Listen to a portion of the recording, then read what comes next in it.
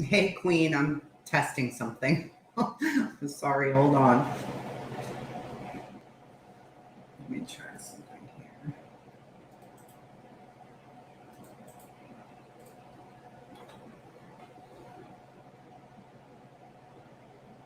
Hi, Tiffany. I'm just trying something here. Hopefully this works. That group that I'm in, I'm not really back. Hold on. That group I'm in for Guy's voice. There it is. There she is. Tracy. I am. I was like, what have I joined? Who's this person? You're Tracy, yeah? Yeah. It Oh works. God, what a nightmare. I know. We had this last time and I don't know why. I don't get why it keeps happening. So crazy. It's so crazy. Right, so what do I do now? Now that same link that I sent you, you're going to give it to him. And then he's going to come up and I'm going to black out my screen and I'll be muted so you won't hear me anymore. And then I'll take this live and post it in the group and tell them where you are. Yeah, I will tell Brianna to watch out for your post and tell her to authorize it straight away. Okay. Right, I've sent Daniel the link. All right, and I'll wait for him to come in here so I can see him. Okay. Right, I've sent Daniel the link. Okay. How does mine sound, your end? Because I can put headphones in if it's... You sound perfect. Guys, how did she sound? So this, remember the case I was talking about, Guy Hines? People listening.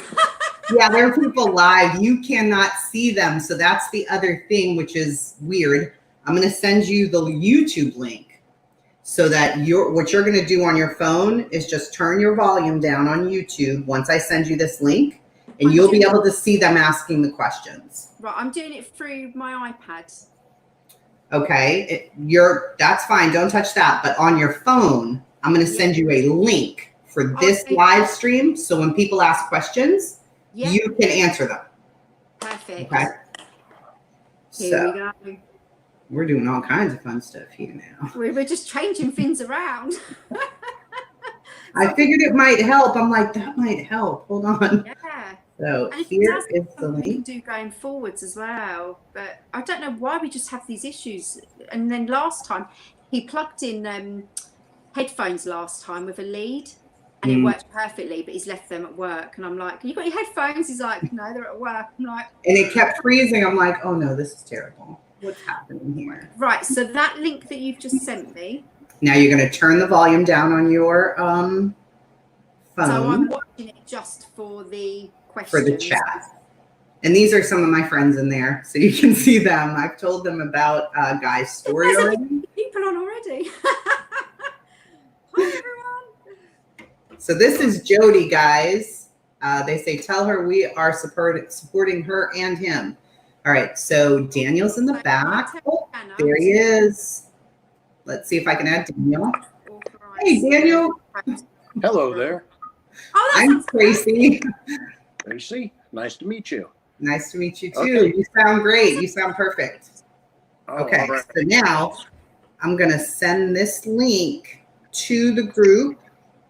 I've just messaged Brianna and said to authorize, hi Erica, to authorize the post from you. So hopefully that'll get authorized really quickly. If not, I can jump in and authorize it. But Jodie. We'll get there. You This sounds perfect though now. I think this is what guys we'll are do. welcome to use it whenever you want to. You just message me. Facebook problem, hasn't it? It must be something to do with Facebook then, because with this working, it's crazy. And I will mute myself as soon as people start coming over here. Sapphire says, "Hey Daniel." Hello.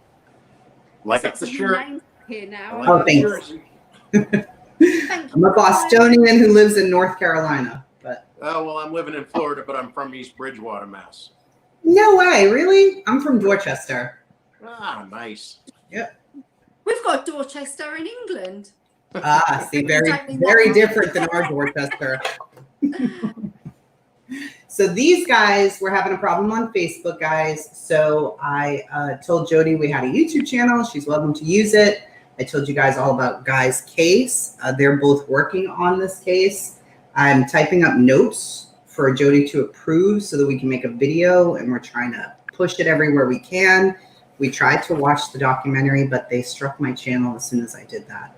The minute, 8 minutes in, the whole channel went down. I was like, somebody told me that apparently there's a date now on the documentary that is only going to be available through BBC iPlayer for 5 more months. They're looking into it for me to double check it, but apparently in 5 months they're going to get rid of it off BBC iPlayer.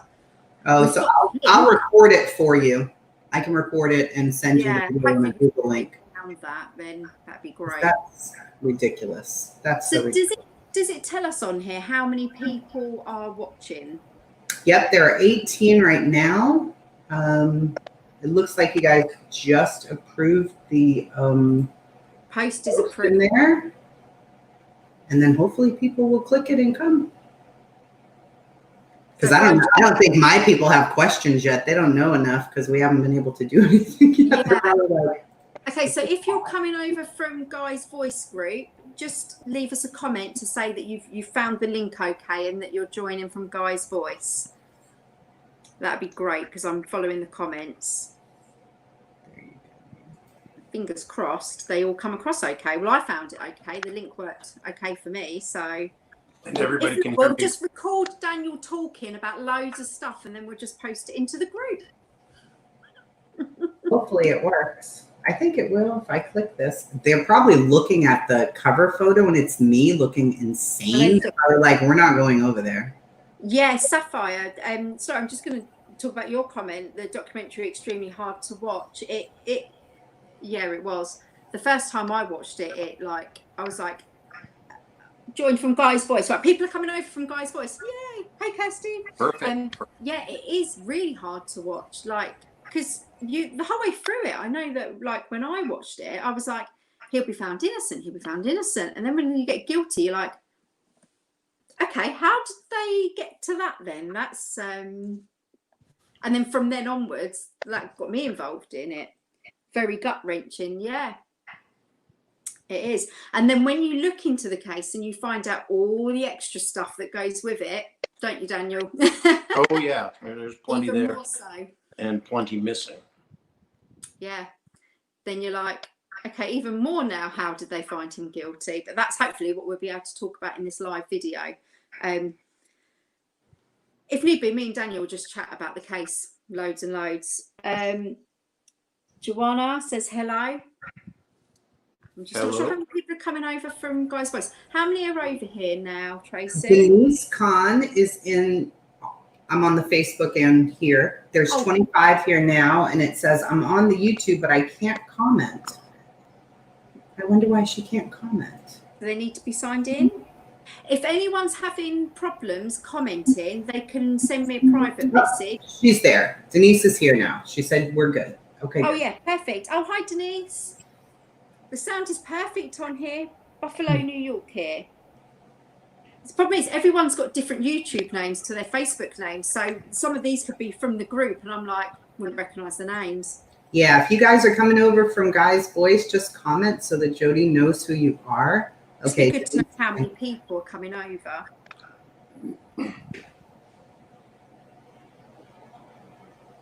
And I'm going to mute myself. I'll be here listening. If you guys need me for anything, I'll jump back in. But guys, stay on for now. Chat. Well, I will, but I have a million questions. You're probably going to be like, oh my God, why did we Well, no, ask her exactly. to talk?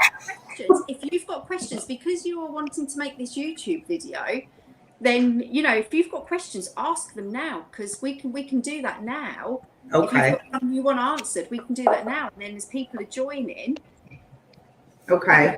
wow, I'm So just I going to I have a notebook and tons of stuff already printed out. So Daniel, Tracy is going to make a YouTube video, like just basically talking about Guy's case and explaining all the wrongdoings in it and everything. So what she was going to do was write up basically everything she knows about the case, send it to me, and then I can go through it and see if there's anything she's missed or anything that she's got wrong, like that's come from the media that isn't correct and things like that. So yeah. One of the big questions I had was, why was that bloody phone in his car? Did it belong to Chrissy or Michelle? I'm not sure who it belonged to, but it was in the car. Do you want to know why? Sort out the group. Why it was in the car? Well, Guy probably explained it best that he must have had it in his pocket. Picked it up in there when he was trying to make the 911 call. It didn't work, and he just didn't drop it back down. Oh, okay. So I didn't hear that yet. Yeah, there's a video in the group. If you look in the announcements where all the videos that, no, not videos, the like sound recordings that Guy's done, he explains about the phone and the shotgun. Okay. Why weren't there any witnesses for his side at all? Yeah, good question. I don't know. I mean, when you're reading the transcripts, he actually did have witnesses. But they were from the prosecution side, like Mr. Nixon. Mr. Nixon did not help the prosecution at all, but the prosecution brought Mr. Nixon in. However, he turned out being so far the best witness that Guy had. Between him and the other next door neighbor, Mrs. Orlinsky, or Miss Orlinsky, they really verified what Guy was saying, that he was frantic. Miss Orlinsky said he was retching over by her truck, like trying to vomit all over the ground. They both said he was barefoot when he came home. They both verified that. So because there was a question about why is there blood stains on the top of the sandals? Okay. Well, when he came home and he went in the house, when they saw him, he had no shoes, nothing on his feet. So that would explain if he came out after that point and put the flip-flops on, which I'm assuming since he left with them that night after he left his co-worker's house, that he had them with him, most likely in the car. And then he put them on afterwards. Well, then there's not going to be any blood on the soles. Right. And since he had walked in there barefoot, and according to the police themselves, they said you could not walk around the house without stepping in blood. No, that would explain why there's blood stains on the top under his feet, but none on the soles. And that's really an explanation that the prosecution doesn't even try to deal with. They kept bringing up what was on his feet, but once those two neighbors spoke, there was really no way for them to explain how there was none on the bottom of the shoes. Yeah. And they really thought that he changed clothes but forgot to change the basketball shorts when the blood stains from the beige pants match the blood stain from the basketball shorts. Well, I don't understand that either. I'm looking into that right now because I have somewhat of a theory, and that they didn't exactly match. Okay. But however, what they don't mention when they show those shorts, even in the documentary at the trial, they are turned inside out for the jury to see. Now, if anybody wants to do an experiment, I actually did it. I took a pair of my boxer shorts and I took a black magic marker and put a stain in that goes all the way through. Okay, the stain was on the left leg, but when you turn them inside out, you have to turn it around to be on the front. The stain is now on the right side leg if they're inside out. Okay, so it switches from side to side. So if it didn't match when the jury was looking at it, it actually would have matched and been on the proper side if they were right side out. Oh my meaning, gosh. meaning the black side was out. And that is the side that was out that when he was wearing them, that the police said they could not see any blood. They could only see it when the silver side was out. That's insane. And so is it true? I mean, this part can't even be true, but it's probably true that there were 600 pieces of evidence. Yes. They only bagged and tagged 200 pieces. They took 400, put it in a trailer, came back, put the stuff back into the trailer, released it to the trailer park, and they threw everything away. Yes. Yes, that is true. That's the most baffling thing I've ever heard. How is that even legal for them to do? It was evidence. Right, and that it wouldn't be legal if some of that evidence was exculpatory, but since they didn't test any of it, it's not even exculpatory evidence. The police explanation for that was they didn't see any evidentiary value. Wow, and they never tested the shirt with the blood in the bathroom, and obviously nobody went in there. So no. Wow, so much. It's amazing that they thought he cleaned up, but they pulled all the drain traps from the sinks and the bathtubs, but then they didn't test them. They also ended up being disposed of. How is that possible? How is any of that even? How did the judge not call like a mistrial and just say, you know what, you guys are a mess. This is over. If they tested them, it could have shown blood from somebody that wasn't Guy, that wasn't the victims, and they didn't want that. No, they didn't. So anything that would have shown that. I would have thought when I read that part and said, wait, they got rid of the drain and they never tested it, and the bloody handprints, they only compared it to Guy's handprints? Yeah. It's absolutely insane. That is a setup. It's not even possible. Well, it is possible because the man's in prison now forever.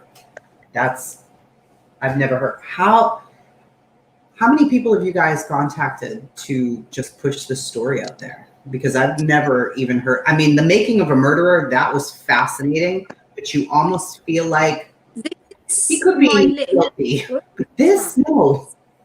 This is my list of people like, which way's the camera?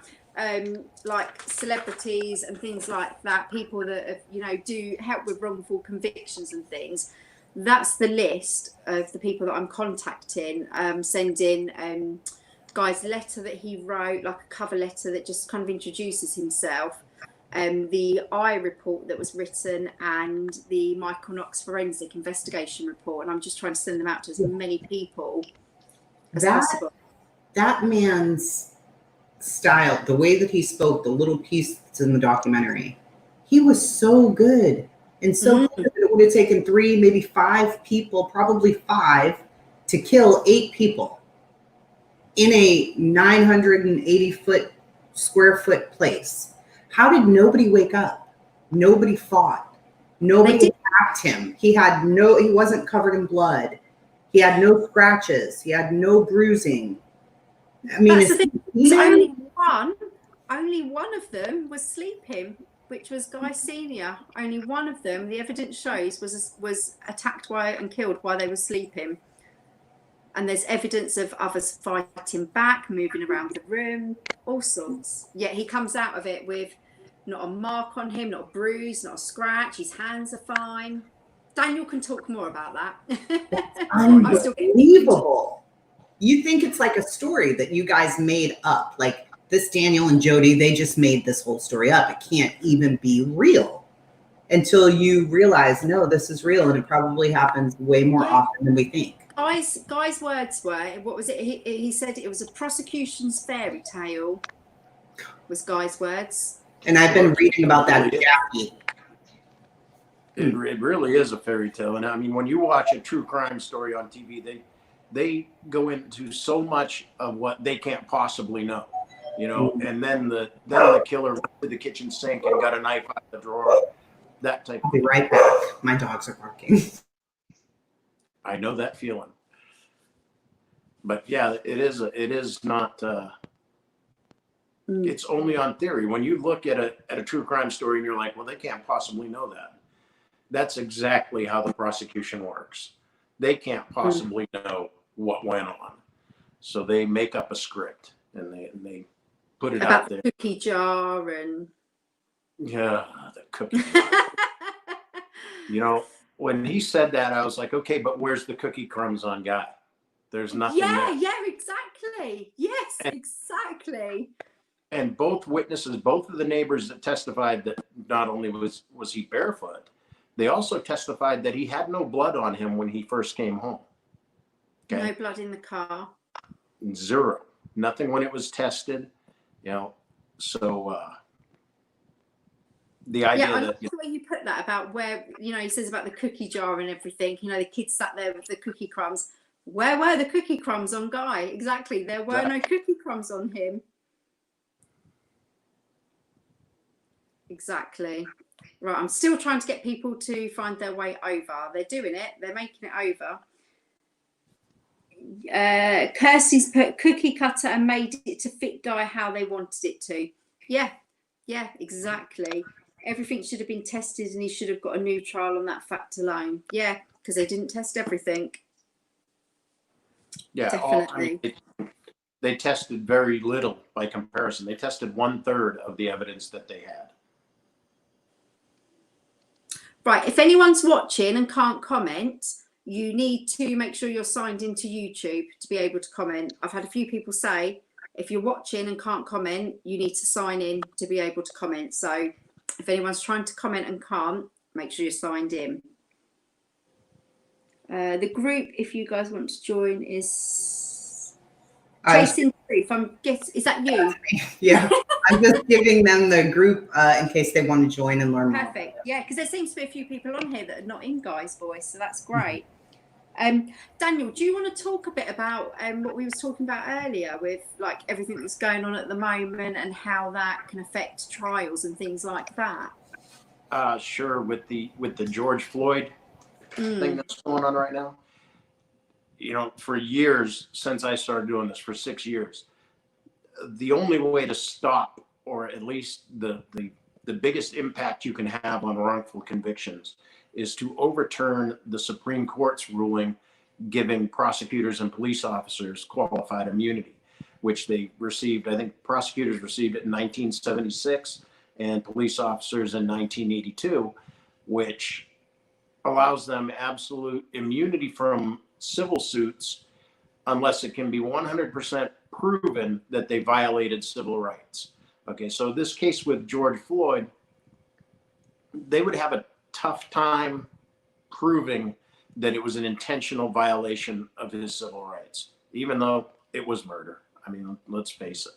I don't necessarily condone how they're going about handling it. You know, the protests reached our town yesterday.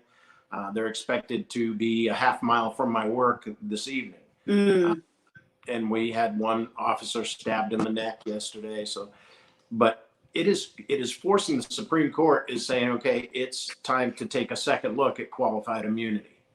Okay.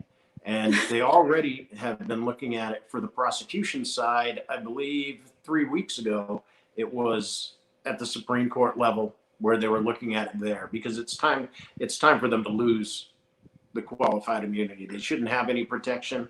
If they are doing something wrong, it needs to be exposed, and they need to be paying a price for it.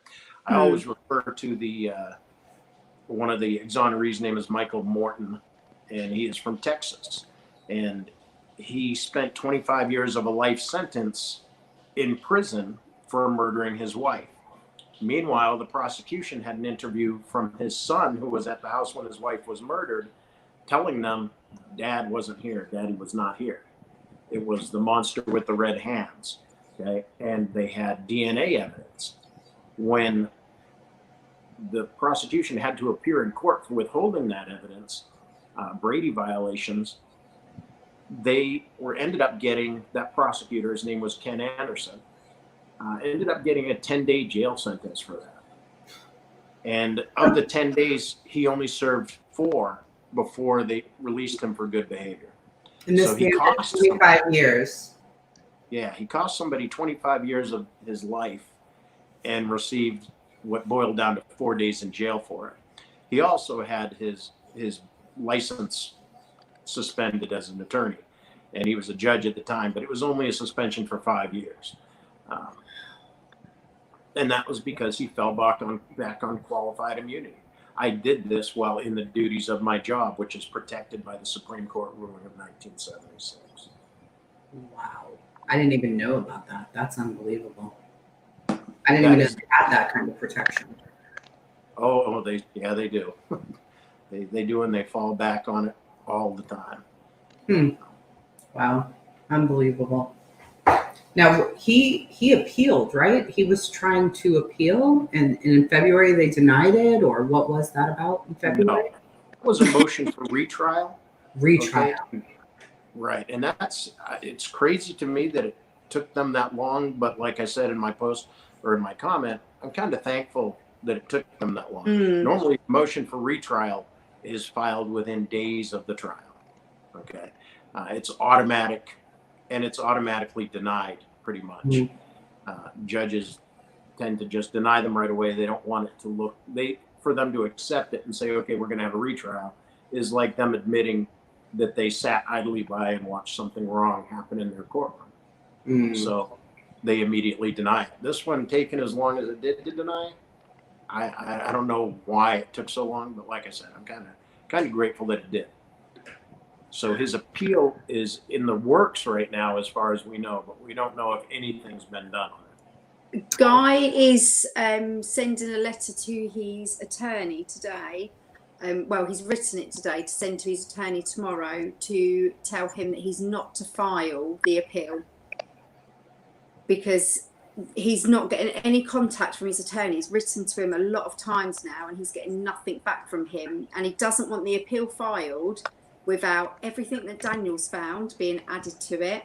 You know, Daniel's done a lot of work and has got a lot to add to this appeal that could make a huge difference. So he doesn't want to find out, oh, the appeal's been filed. I mean, we've got the petition to do as well. All of that, you know, that needs to come before this appeal. So he's written to him, which he'll send tomorrow, but he wants it in the public. He wants the letter posted on the group so everyone can see that he's said to his attorney, do not file that appeal until you've checked things over with me and we've you know, agreed everything.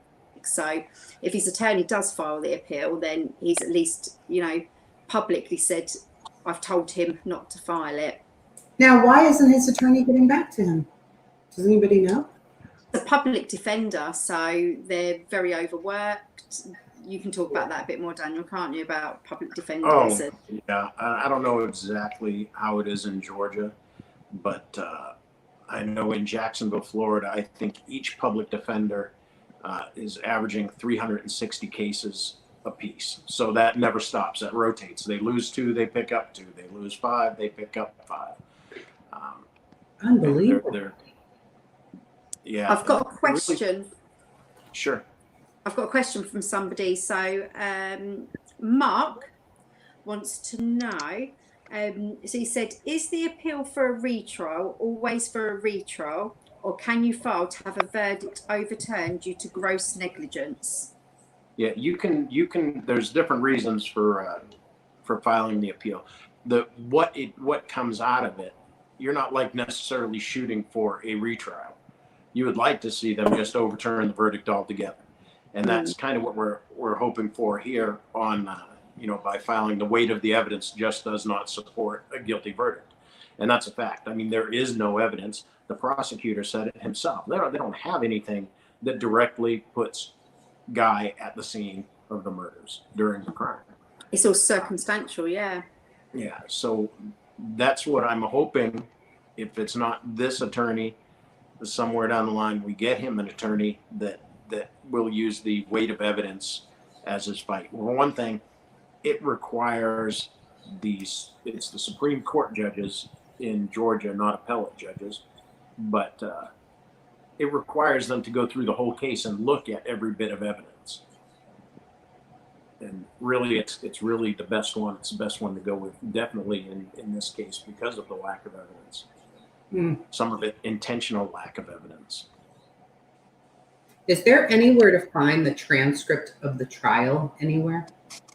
I know there's a little bit of it, and then they were going to charge like $40,000 for it or something. Yeah, the original cost, and I've checked on the cost now. The original cost was, I think, $36,000. 36, yeah. Now, some of that included digital CDs with evidence on it and everything that they make for the first set of transcripts.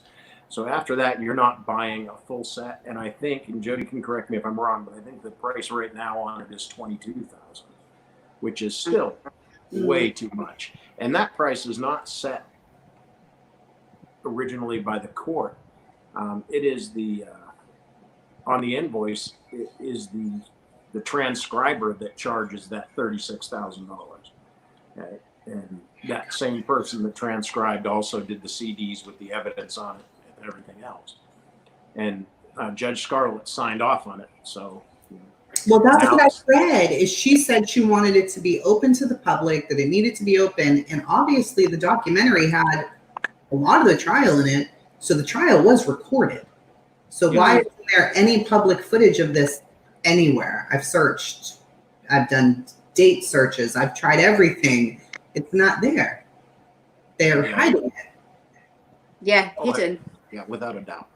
Without a doubt. That is so frustrating. That's so frustrating. I spent like about an hour before I messaged Jodie yesterday. I'm like, is there anywhere I can find this trial? I gave up because the reporting on it was biased, except for maybe one guy, the guy you went to see, Daniel. What is his name? Terry Dixon? Yes. So he was following it along the entire time, which was interesting. Right. What did he think? Does he think that guy's innocent? I don't know what he thinks. I think he was he told me, the items that made him or that he believed made the jury say guilty, which was the gun. But he he thought the gun, it was odd that guy would calmly go put the gun in the car. And I had explained to him, well, wait a minute, nothing ever said guy calmly put the gun in the car. And you hear a lot of stories as well that he stepped over a body to get the gun, and it's just like people just add bits to things that happen. I think he's more open. I'm not sure if he's following Guy's voice or not, but I know he's doing another story on it. So that's good. We'll see where that goes. Yeah, I think it'll be good. And I try to send him in emails like with my comments or with my posts on there and send them to him. And there's a lot of stuff that we talked about, and he was at the trial, but that he didn't pick up on. He didn't catch that. And so maybe now he is, and we'll see what comes of that story. I don't think it'll be a negative story. No. They never even found a murder weapon. They just said, well, it was probably the barrel or whatever it is of the gun. Right. Daniel can talk about the barrel of the gun, can't you, Daniel? They never found it. What? Yes. If you ever have, it's a shotgun. Okay, it comes with a bead for a sight on the end. It's usually a brass bead on the end of the barrel for a sight. None of the testimony from the prosecution mentioned an indentation in the skin or the bone from where that sight would have been. I have ordered and should be here tomorrow a 20 gauge shotgun barrel, and I do not believe it's going to hold up to beating against a coconut shell. Okay. And I'm going to tell you, coconut shells they are pretty close to what it takes to crush a skull. There's a very low PSI differential between what it takes for a coconut shell and what it takes for the human skull. So often coconut shells are used for these types of experiments. But to make 200 and something strikes with this very thin-walled shotgun barrel, it's not a rifle barrel. We're not talking about a 1/4 inch thick of steel. This is an unhardened steel alloy that is less than 1 millimeter thick on the walls. Wow. Now, so if you turn it sounds scary. So for people who don't know, they're like, oh my God, he beat them to death with a gun and then he hit it somewhere. So that sounds scary. It sounds like it could happen. But that's so crazy. It's just so crazy. And the markings with that like bead bit that you was talking about as well, Daniel, from reading the autopsy, there's nothing that shows. No, there's not one on there, is there? How many pages of that guy's descriptions of the wounds were there? There had to be 150 pages of them. None of them mentioned that. Now, there is the possibility that the bead dislodged itself, okay, that it came out, and they just didn't, say it came out in the first 10 strikes with the shotgun barrel. It still would have left the hole. Now you've got a hole through the barrel, which also, if you've ever pushed something circular and hollow against your arm or against your hand, it leaves a different mark. And it would have done the same thing on them if that bead had come out. So that's one thing I'm looking at. Now people are saying, well, what if you use the other end? Okay, well, that 20 gauge barrel is a threaded barrel. It's threaded into the gun. Sometimes they're pressed, but I believe this model is a threaded barrel. You cannot unthread it with your hands. I'm a gun owner. You're not pulling that apart.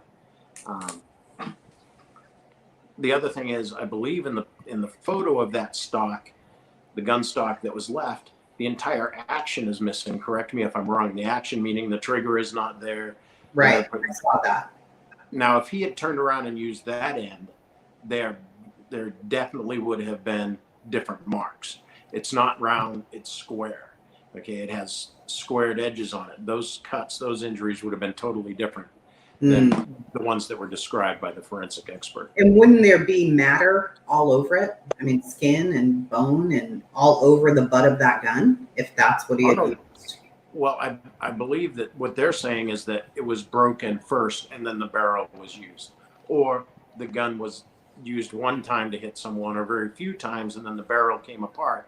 Yeah. And then that's what was used. That's one of the questions Mark's just asked. He said, did they determine the barrel came from the stock they found? If so, what brand is it?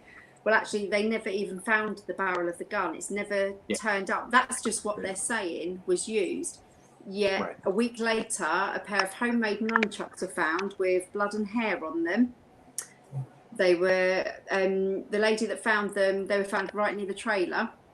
The lady that called the police told them about them. They came and collected them. They got lost.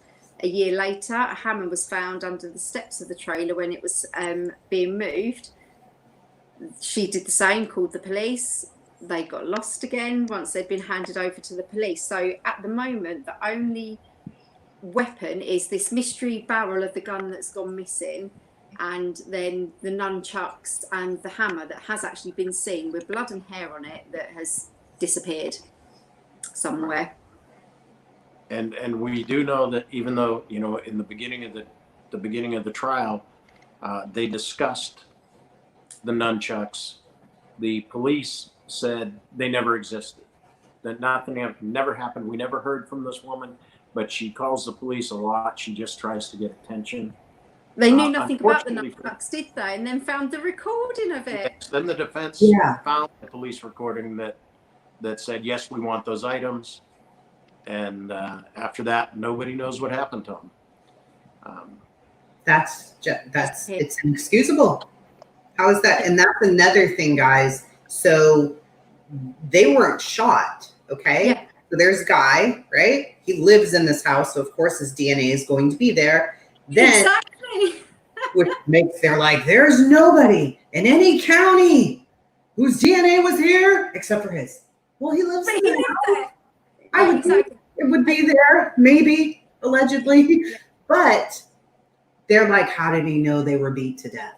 Well, because he looked at his dad's face and it was unrecognizable. So he said, I don't know. They look like they're beat to death. And actually, if you listen to the 911 call, he says, I don't know. It looks like, no, he says, they've been beat to death. I don't know, man. And then later on, when he speaks to the supervisor on the phone, she says, what happens? He says, I don't know. And she asks him again. He says, I don't know. Yet they focus on that, him saying they've been beaten. Mm-hmm. He's been around the whole trailer. He's sat with Michael seeing the state that Michael's in, he's not just glanced in and gone, oh, well, probably been shot.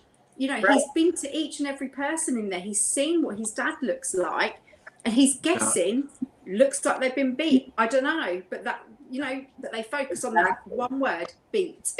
Yes. And going back to that shotgun that the barrel was off of, when they asked Guy if there was any guns in the house, and he told them that shotgun was in the house, he mentioned, or had been in the house, it was one of the two guns they had. He mentioned that it had duct tape on the stock. Okay. Now, if he was going to mention that and he wanted to avoid this, he would have mentioned that it's missing a barrel. If all he had to say was, yeah, there's a gun in there, it's a stock of a gun, but it doesn't have a barrel. And that would have totally removed the barrel from even being suspected. So now, did they find the other gun in his car, or did he say there's another gun in my car? No, he told them. He told them there's a gun in my trunk, and they said, "Can we look?" And he told them the keys are in the car. Yes, you can look. And there wasn't a shred of blood, DNA, anything like that in the car at all. No. So how did he go change his clothing? Somewhere else. That's where we get the problem. See, originally you're thinking, okay, so the police think he got in the car and he left and he went and washed up. Okay, but wait, the car's perfectly clean. The lady next door saw him pull up around 8 o'clock, saw him pull into the driveway, and the car has no blood in it. So now, okay, he had to have done it in the house. If that's going to be their plea or their claim, that he now must have washed up in the house. But we're not going to keep these clothes from the bathroom or the drain traps to prove our point. How? Brianna's commented and she said, how do you lose weapons? On purpose. That's how. Yeah. And it is. Do you know what I mean? If you've got this huge case, the biggest case they've ever had, and oh my God, somebody's found the murder weapons, you're like, I'm so convinced it's Guy. He's definitely the guilty person, and this is exactly what we need to put him, his DNA, it's got blood on them, it's going to have his DNA on them. We have to protect these at all costs. No, we'll just lose them because, they might actually prove that he didn't do it. Exactly. Yeah. It was really quick when they arrested him for the marijuana and the Darvset, right? Yeah. And obstruction of whatever they talked about, which was even though the gun wasn't part of the murder, that was still brought up in the trial. He was charged for removing evidence, but that gun that he put in the boot was the trunk, talking American words, was nothing to actually do with it. And yet everyone's always going on about the gun that he put in the trunk, they're thinking, instead of looking, they're like, well, he must have stolen that gun. No, it was actually registered. He thought it might have been stolen. It was the other gun that was actually stolen. Right. It was the other one because there was two there. He just got confused. And people say a lot about, well, why did he do this? He shouldn't have done this. He shouldn't have done this. And you're like, well, he was kind of freaking out. Would you react when you've walked in to find 9 members of your family, like that? Are you telling me that you would think logically? You've also been out smoking, crack all night, and you're going to be thinking completely logically, I better not do this because, his only thought was, he was thinking, okay, I could get in trouble for this gun being stolen, not I could get in trouble for what's happened here and for killing everyone, because he was innocent. So it never crossed his mind that he would be questioned about that. And it's just, yeah. They made no accommodation for what his state of mind must have been like. I mean, there was a 3-year-old there, his whole family, his dad, all of this. And another crazy theory, his dad was going to get $25,000. So that's why he killed him. But his dad didn't have the $25,000. Exactly. It wasn't like he was sat there. Yeah, it wasn't sat there in the trailer, okay, we've got all this money here. He was having to fight for this money. There was court cases. So that money was nothing to do with it. It was it wasn't tangible yet. He couldn't touch it because it wasn't there. Wasn't he getting it? I mean, Such a crappy story. And then in the documentary, the jurors are kind of like on his side the entire time they're being interviewed. And the two girls, oh my gosh, if I could just jump through the screen, I want to shake them. One of them's like, I was confused. And the other one's like, I was confused the whole time. And I'm thinking, what? You were confused the whole time? Did you ask for clarification? Did you go back and find out what you should have been doing? Nobody did anything. They kind of just were like, well, we don't know. I'm not really sure. Another wise guy one time when he answered me, I was like, you're deciding. And you were about the jurors. The fact that they were confused and voted guilty is actually a grounds for appeal. They disobeyed the judge's jury instructions, which he said, if you are wavering, if you do not know, if you are confused, you have to vote not guilty. Right. They admitted they were confused and they still voted guilty. Unbelievable. And the juror that went in there, you know, looking, oh, well, he didn't show remorse. Oh, yeah, that guy. Yeah. Yeah. First time I ever saw him, I noticed he didn't show remorse. Yeah. Well, you were supposed to be assuming he's innocent the first time you saw him. Yeah. If you were looking for remorse, that wasn't obviously what you were thinking. Good point. Really good point. Because at one time they said he was looking down and he almost smirked or something. Well, the lights are off. It was the same guy that said, how did you know what he was doing? What were you looking for exactly, sir? You're supposed to be watching the evidence, but you're analyzing his face to see if he smirks a little bit or something. It's like, are you kidding? I don't know what the things that I wanted to do to the jury. I just was so upset with them.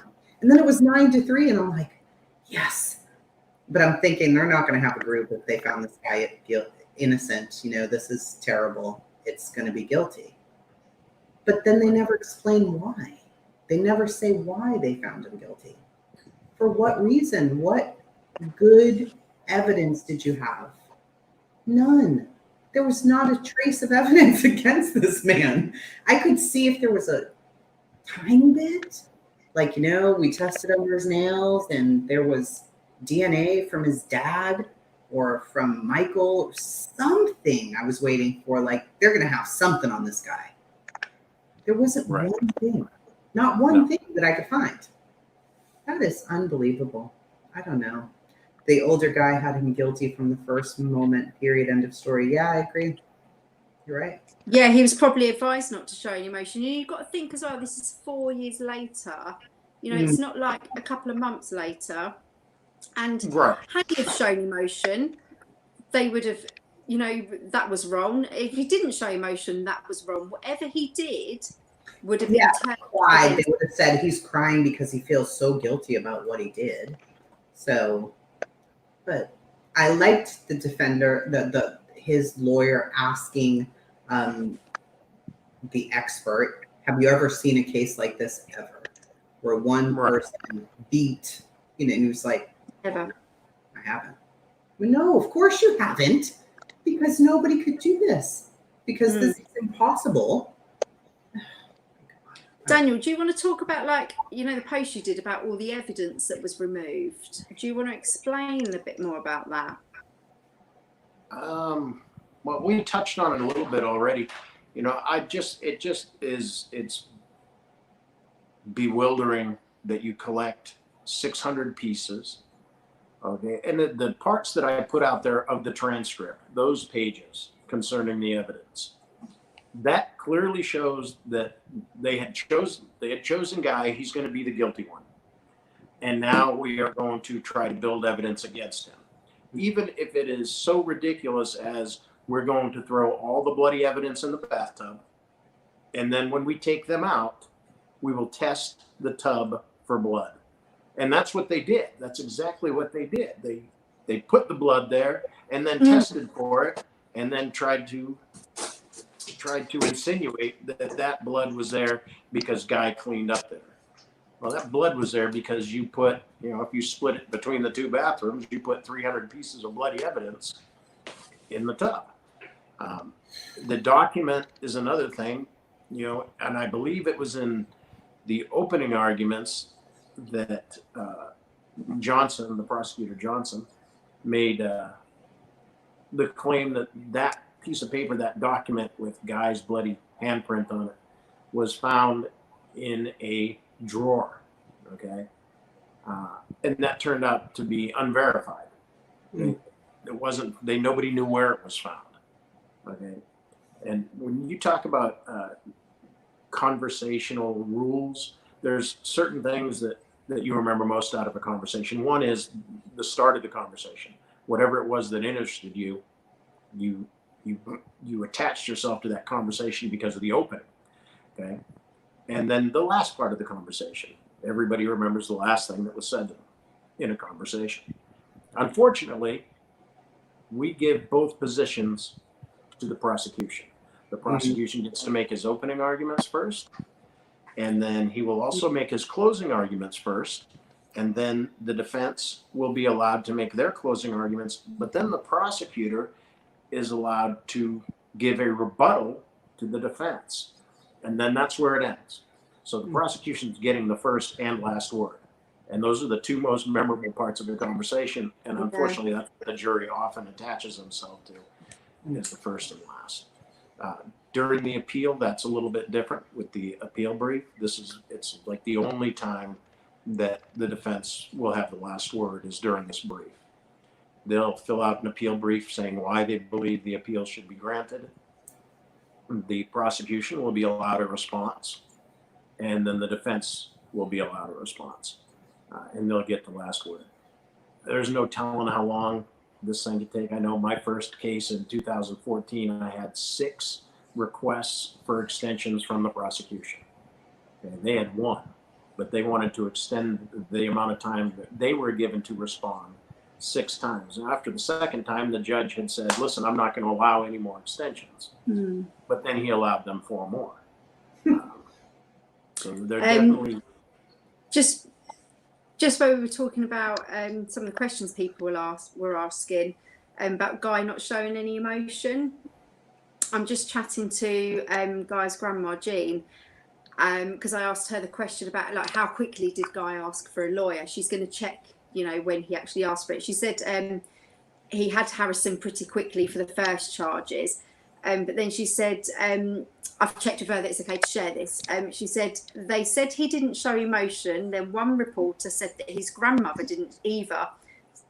Like, how many people did Guy's grandma, Jean, touch from watching that documentary, and his brother? And yet they're reporting that neither of them showed emotion. It's just absolutely crazy. Like, when his grandmother's on screen and the brother is somewhere else that evening, you feel her emotion. Her voice cracks. And as soon as her voice cracked, I got tears like, oh gosh, this poor woman, man. How could they say that she didn't show emotion? She was exactly. But she had to be strong also for them. I mean, that's all they had left is her. Just, gosh, what they've done. Isn't this the same county that Ahmaud Arbery was just killed in? Jackie Johnson, who is the one that said not to charge Gregory McMichael and Travis McMichael. Jackie Johnson is the prosecutor that was on Guy's trial. She was the prosecutor from his case. And at the time, Gregory McMichael was the investigator for Jackie Johnson. At the time she was investigating Guy's case. We don't yet know exactly how much involvement he had in it. We can't say, he investigated the whole case for her. We don't yet know that, but we just know that he was the investigator for her at the time. So, we kind of hope that with everything going on, like, they won't keep, the prosecution's not going to keep on denying everything. That would be the best thing, wouldn't it? With everything going on, but who knows? How can one county even be so corrupt? I started to read a little about them and was like, oh my gosh, this is going to take me down another rabbit hole. Let me just stay on this first because they just seem to be, she's a scary lady.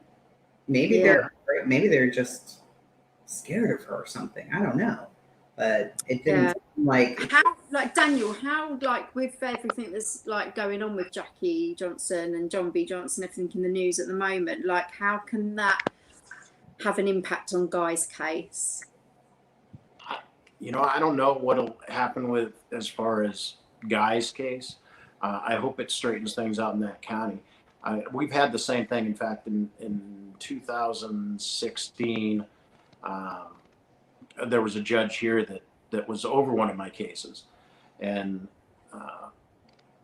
by the time we got through with the case, he had 14 charges of judicial misconduct against him. Now, not all of them were from me. Some of them were from his own staff. I filed a petition to have him removed from office, and 5 days later, he resigned on his own, which meant he got to keep his pension and everything. But his name was Judge Mark Halsey. After that, one of the things that he was accused of was racism. He had some choice things to say that if you go back and you look up Judge Mark Halsey, you'll find all the things he said and did.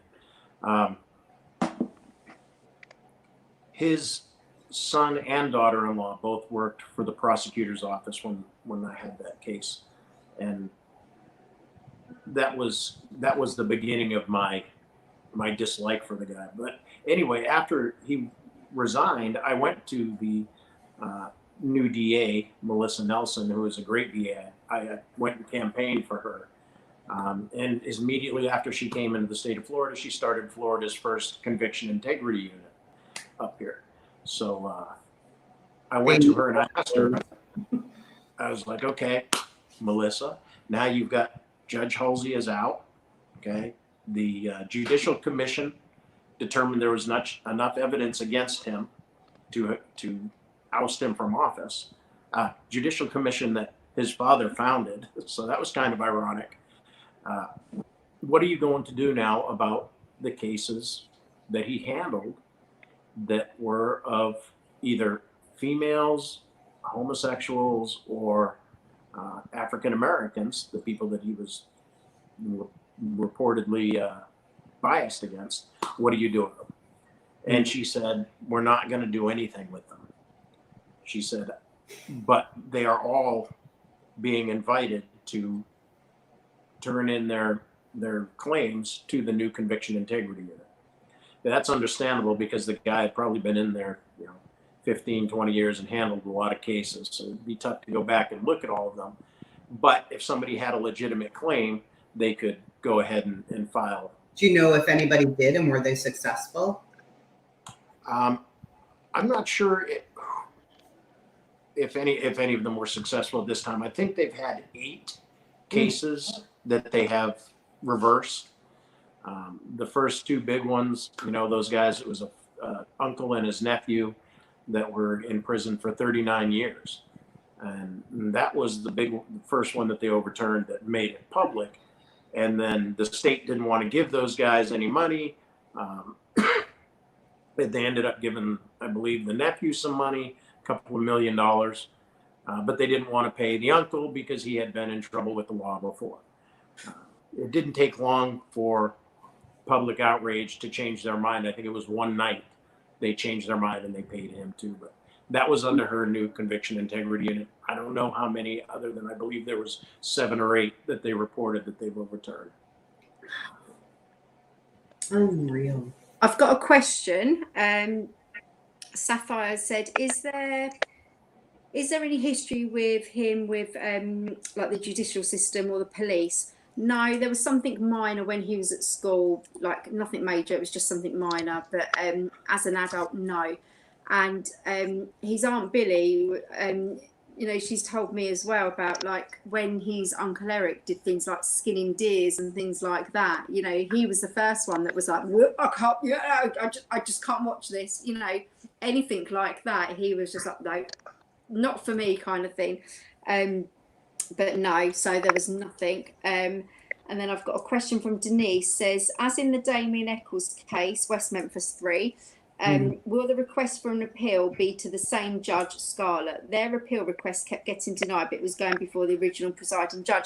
Yes. Do you know what? I've been watching this documentary. I'm on part 3 at the moment because I thought, oh, I've watched it before, but I thought, oh, I'm going to watch it again because I can remember they came up with like good ideas about getting the name out there and how they got in touch with people.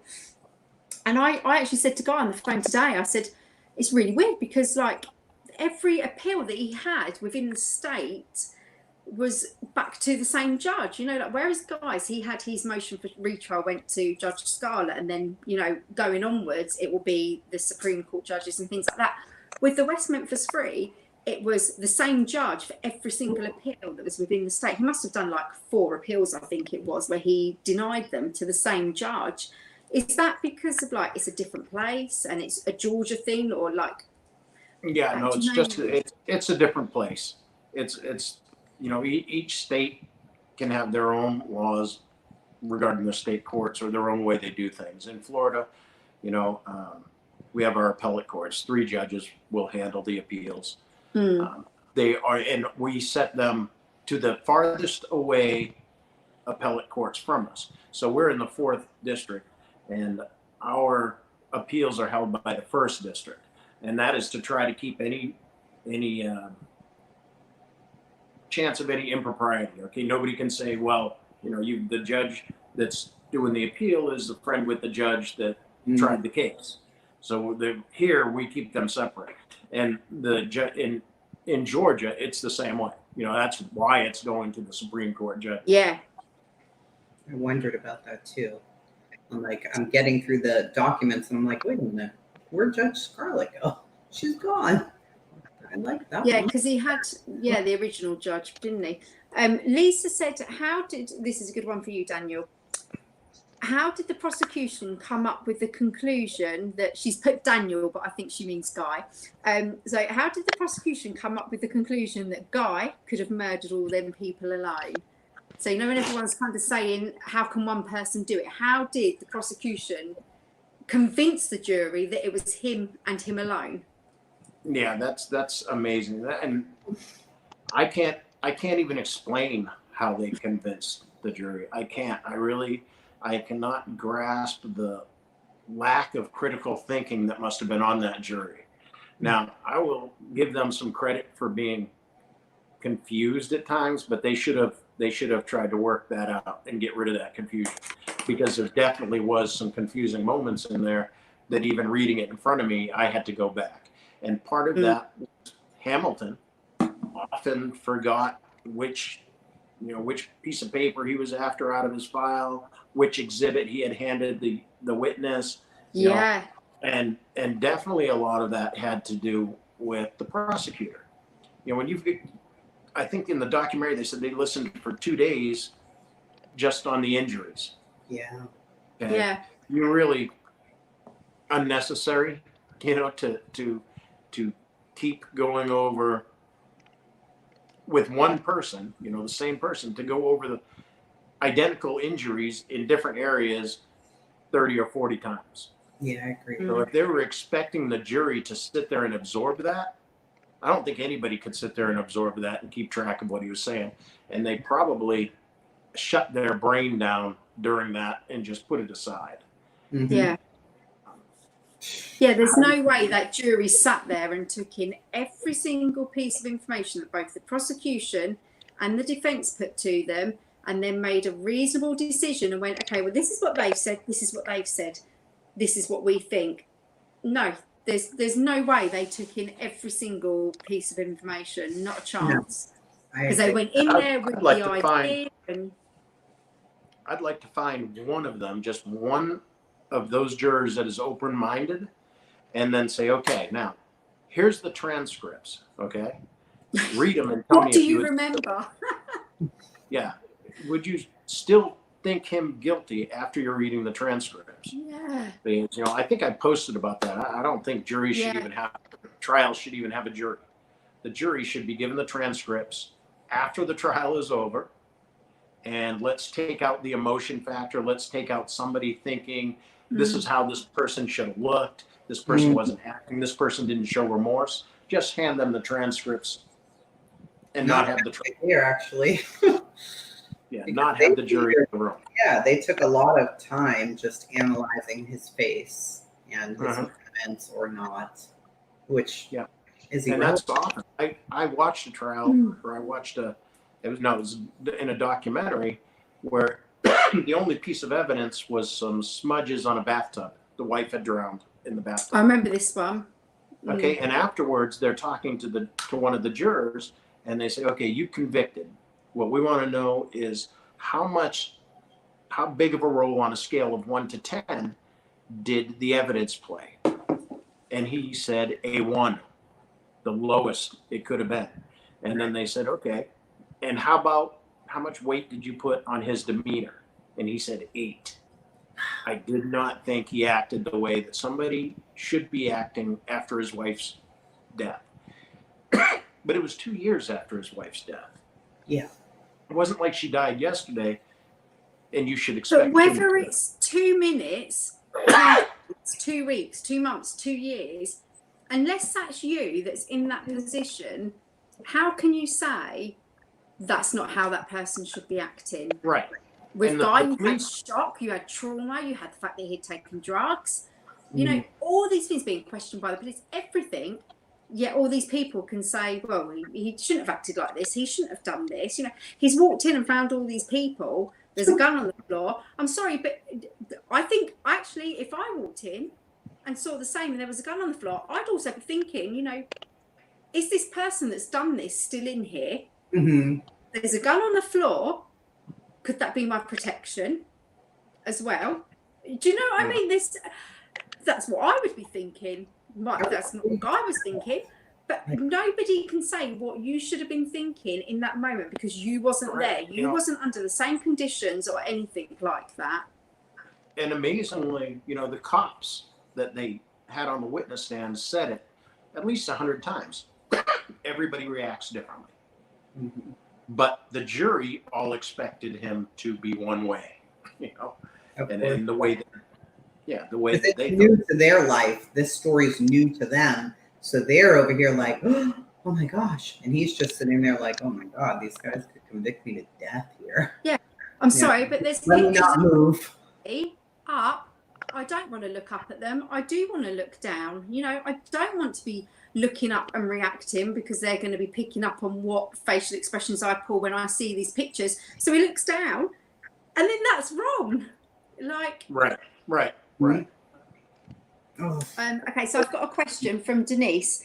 She said, how can anyone not realise that it would have taken days for anyone to get that much blood off themselves, fingernails, skin, etc.? And a few people have said, yeah, I've been thinking the same. So, you know, how you know, they said it would take over an hour to scrub all that blood off. We know from the timeline that it was impossible that he could have had that time to do that. So, yeah, how did the prosecution get around that he had no blood under his fingernails, he had no blood up his nose, in his ears, or anything like that?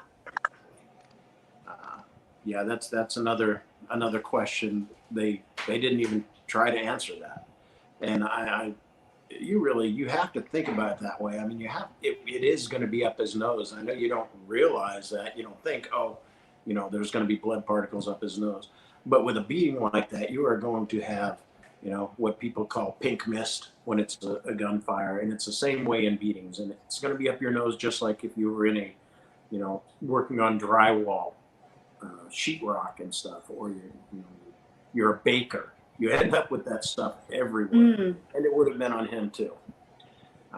That's and they never did explain the thing too. That's just huge. He just wasn't covered in blood.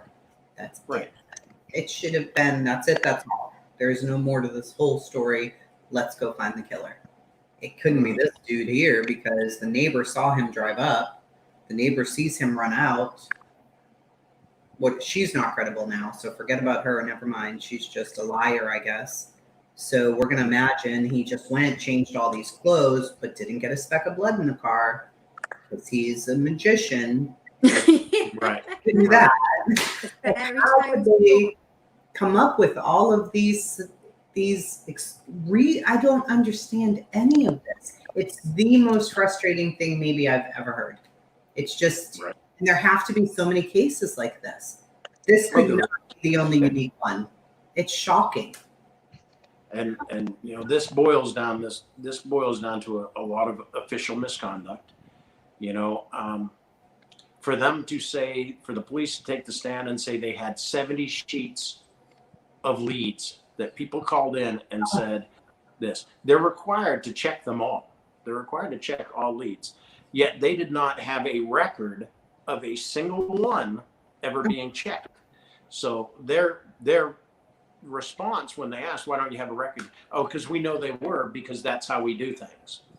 So, yeah, but you don't have any record. Yeah, but we know the process. I'm sure they were done. And that was their entire proof. But the only one that they actually had any record of was of Calvin Hudson, who had said twice, he had reported that 2 people had both said that they were going to kill that family in my presence. And he called them twice. Now, they had a record of that one, but the record was during jury selection. So they didn't check with this guy. I think they might have talked to him, or they said they had talked to him briefly, but they never talked to him again till just before the trial. 4 years later. Wow.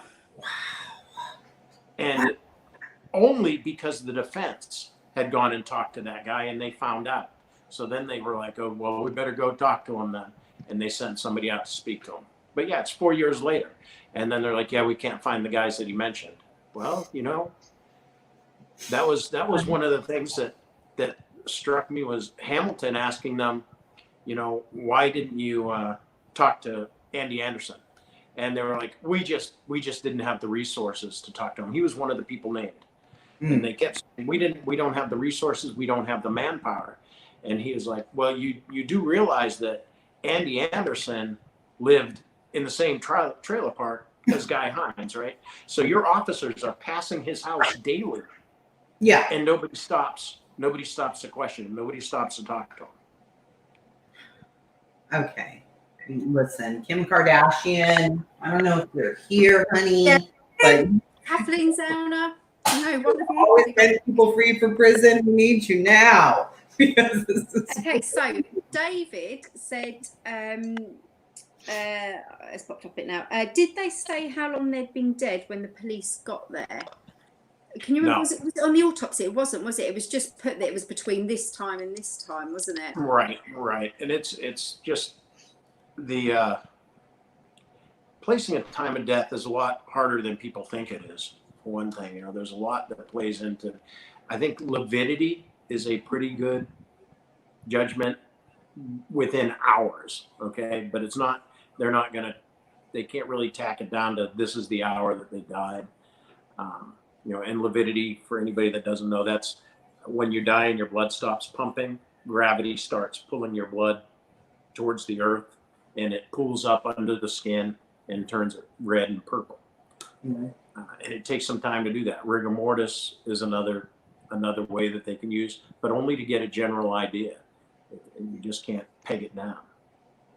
And he was gone the night before. He says where he was.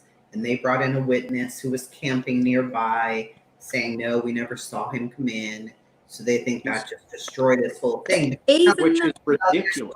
Crap. Right. Daniel, do you want to talk about that? Because, like, sure. From the documentary, when you watch the documentary, it sounds like that man that testified was watching out of his window all night long, and there's no way the guy came past. And I sent Jodie a picture of the transcripts where he says on the stand, I went to bed at 10 p.m. Guy never got there till like at least 1 a.m. Right. And the prosecution put so much into him. And he's like, I can't tell you for sure because I'm asleep. And he said, well, what did the other campers go to bed after you? Well, yeah, I guess, but I don't know what time because I was asleep. Me and my wife were asleep at 10 o'clock. So why they expected and how the jury put it together that this guy is an important person giving testimony up here when he was asleep when Guy was supposed to be there. Yeah. I'm just going to talk about the timeline because somebody's just commented, didn't they have video of Guy at 2 different stores? The timeline doesn't add up in any fashion. So Michelle made a call at 2:16 to her friend, and she left a message on the answer phone to say, like, her friend didn't answer, so she left a message along the lines of, "I'll call you back tomorrow. You didn't answer." So we know that's 2:16 in the morning. 2:16 a.m. Yep. So we know they're all alive at 2:16. There's nothing going on at 2:16. At this time, guys at Barrington Park. From his timeline, he can't give times for anything because he didn't have a mobile phone, he didn't have a watch, he had no reason to be keeping track of the time that he was doing every little thing. It was just a normal day to him. So we know that at 2:16 they were all still alive. Then you've got the call at 3:48, wasn't it, Daniel? Yes. Around 3:48, and the number, it had one digit missing, or was misplaced, misdialed one number. Yeah, it's actually the pound sign was in the last four of the numbers, and Hamilton suggested it was the owner using her code to or using those numbers to enter her code for her voicemail, but nobody was ever able to track it down. It couldn't be. Tried to call every variation and said they didn't get any answers. So that was at 3:43. That was Michelle's mobile phone. Yeah, that was at 3:48 and at like 3:52, I think it was, around them times. So you got them times. But if you even went from the 2:16 a.m. call, where that's confirmation they're all still alive, they're all absolutely fine. Say it started at 2:30. Whoever went in there at 2:30. Now they say that it was 2 to 3 hours of beating. You've got 2:30. Say you just went for the 2 hours. That's 4:30. You've then got the hour cleanup that they said it would take at least an hour to get off most of the blood. That's 5:30 in the morning. Guy was seen on camera at Parker's convenience store at 5:36 a.m. and that was on St Simon's Island. Now I think it takes about 30 to 40 minutes to drive to St Simon's Island. I've done it at different times of the day, like on Google Maps and things, but it'd be brilliant if somebody could actually, that lives there, could say, oh, this is actually how long it takes. But when he got to St Simon's Island, so from Barrington Park, he went over there. Before he's seen on that camera at 5:36, he goes to the motel where Tyler is. He knocks on the door. Nobody answers. So he goes over to Parker's. He phones Tyler and says, look, I'm knocking on the door. Let me in. And everyone in there says, we heard the door, somebody knocking on the door. We just assumed it was the management because we'd been having a party. We just ignored it because we thought it was management. So there's confirmation that he had been knocking on that door. So he was seen on camera at 5:36. So you could say, well, he probably arrived at St Simon's at like, what, 5:15 maybe in the morning? The timings of it just is impossible. It is absolutely impossible when you do the timings of it. And was there a record? Sorry, was there a record of on Tyler's phone of Guy calling him? No, I think it was the motel phone. I don't know. Was it the motel phone or the mobile phone? Do you know? It actually doesn't say, but it was the other person in the room that answered the door. Carmichael, wasn't it? Yeah. And said that, at that time, he said he didn't see any blood on Guy either. Yeah, when he got there, absolutely fine. Yeah. No one said, oh, he was acting really like weird, like he was freaking out. They saw him. Yeah. They saw him. They were seeing him. Yep. Yep. Regular. Him and Tyler then went and took some girls home. They then went to Huddle House and got some breakfast. It wasn't like, oh my God, he walked in and he was, blood everywhere. And no. See, I don't know all of that part because I don't have the whole. So now I'm even more aggravated. Wait. So he went and got breakfast with his brother. Other people saw him, the girls that they drove home or whatever. Somebody at a store. He's on a camera at 5:36 in the morning. 5:36, yeah, at Parker's. So that's not the time he got to St Simon's because that's the time he was seen calling Tyler.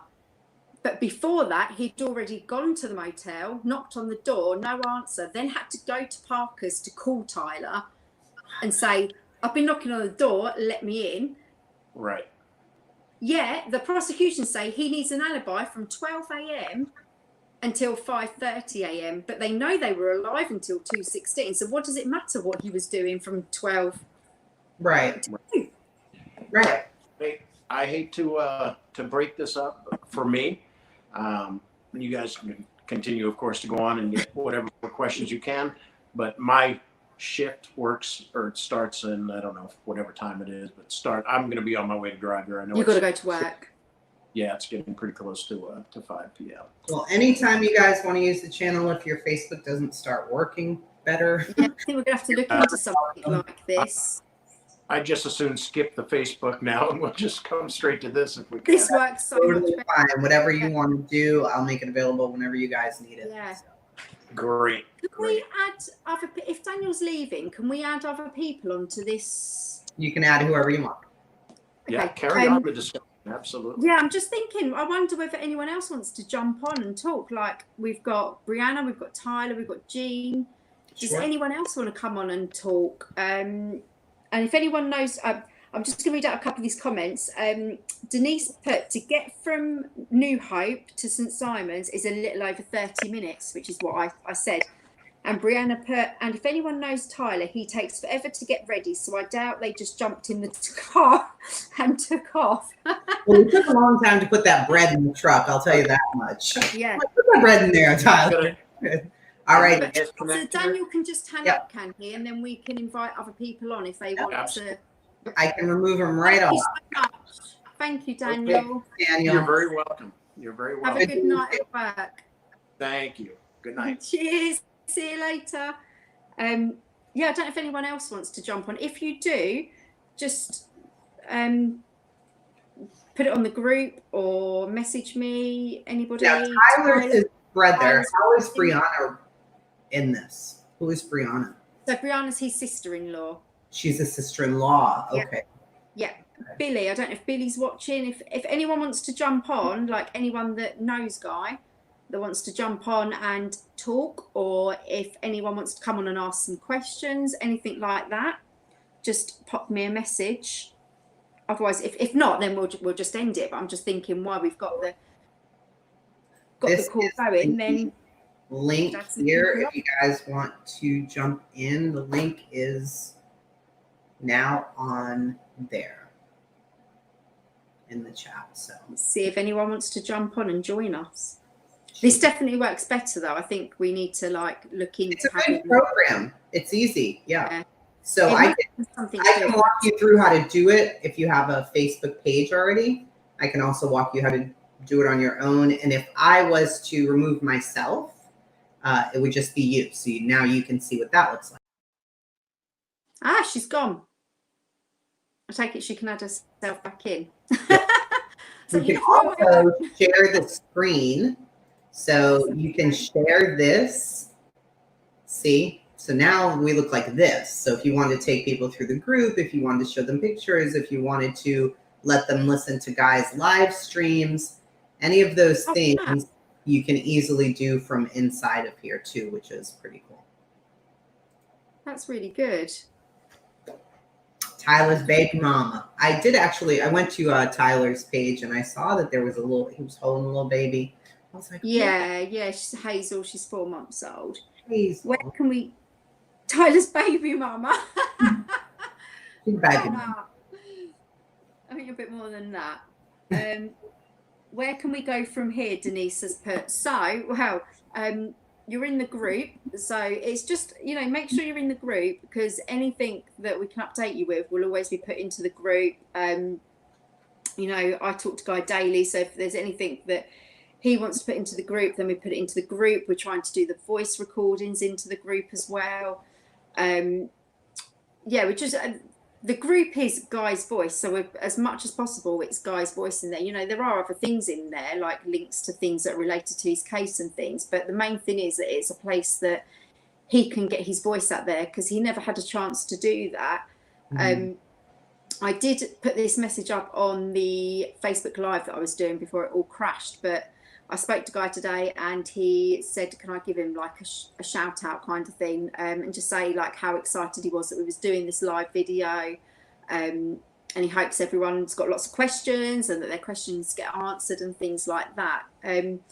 If anyone's got any questions, after this has ended as well, you can just pop them on the group. Sometimes we won't, if you're doing it as like a post, sometimes we do like decline the post, but we'll answer the question. If it's something that's been covered a lot in the group and things, and someone new's joined, it might be that we decline the post, but we just send a message back to answer the question.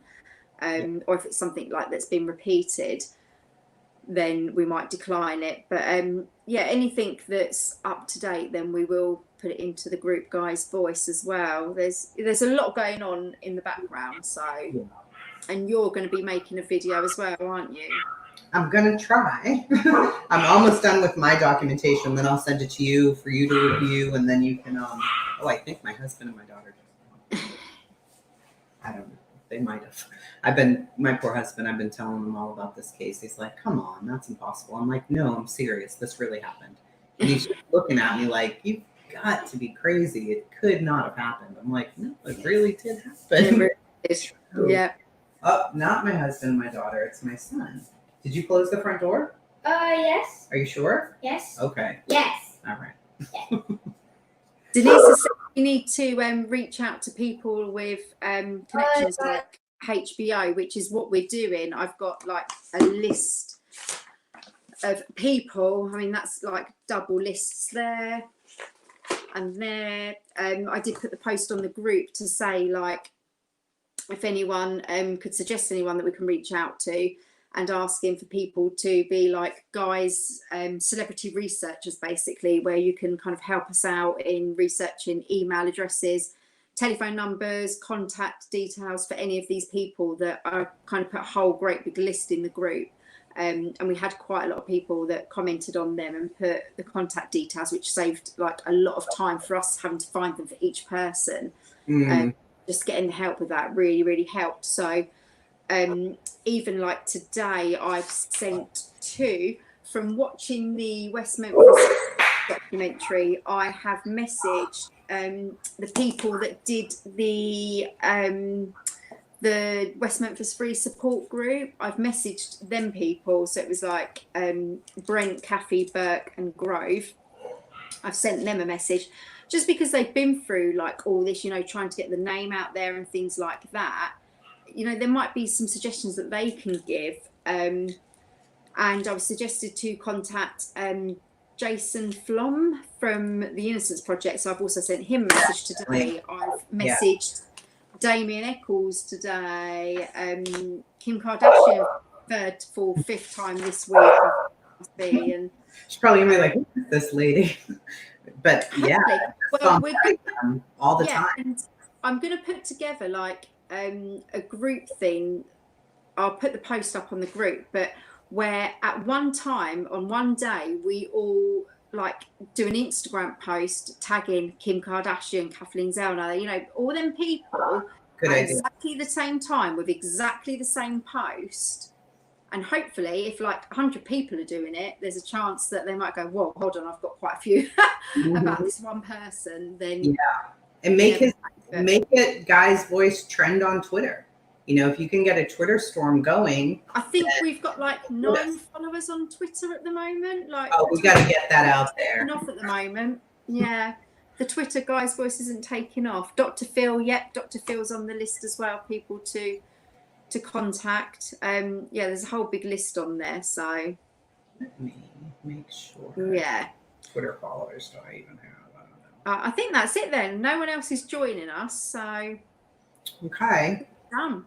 Well, you just let me know if you need to come back or do anything else. Then I think this is a good way of doing it. Definitely. Does it tell you how many people are still on here now? Or 22. Okay. So no one's got any last questions before we end this then?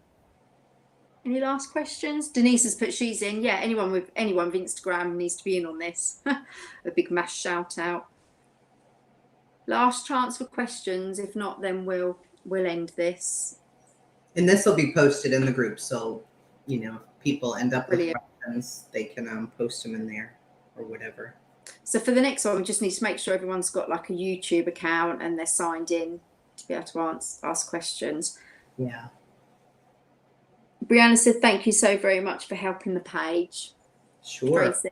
Yeah, absolutely. I think you saved us Rage tonight. about this, so. I feel like I did something good today, and this whole rioting thing's been making everybody sad and depressed over here. So this definitely was a needed change. Yeah.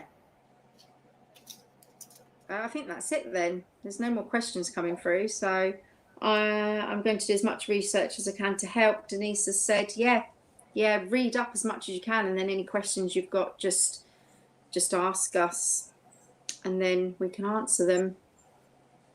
I think that's it then. All right, thank you guys so much, and I'm you, sure I'll be messaging you with questions. Yeah, send over your write-up. I'll do that. Thank you guys so much, and have a good night. All right. Bye. Bye.